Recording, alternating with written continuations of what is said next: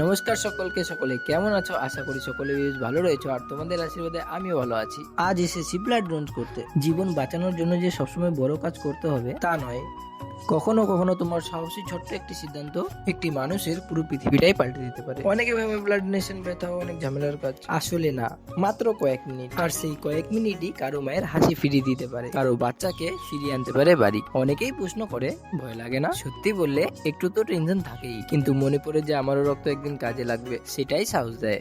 আর সবচেয়ে বড় কথা, ব্লাড ডোনেট করলে নিজের শরীরও ফ্রেশ হয়। সুই লাগানোর সময় একটু চিমটির মতো লাগে, বাস, তারপর সব স্বাভাবিক। কয়েক মিলি রক্তেরই তো কথা, আর এই কয়েক মিলি রক্ত হয়তো কারো নতুন শ্বাস, কারো নতুন সকাল হয়ে উঠতে পারে। ব্লাড ডোনেশনের আর একটা ভালো কথা কি জানো? আমরা কাউকে না চিনেই তাদের সবচেয়ে বড় বিপদে তাদের পাশে দাঁড়াতে পারি। আমরা যদি প্রতি বছর দুবার না হলেও একবারই যদি অন্তত দিই, তাহলে হাজার হাজার মানুষ নতুন জীবন ফিরে পেতে পারে। ভয়কে লাত মেরে নিজের কাছে থেকে সরিয়ে দাও, এগিয়ে আসো। হিরো হতে গেলে বড় কিছু করতে লাগে না, শুধু লাগে একটি মানুষের জন্য একটু ভালোবাসা। আমি আজ রক্ত দিলাম, তুমি কবে দেবে? ভিডিওটি ভালো লাগলে লাইক কমেন্ট করে দিও।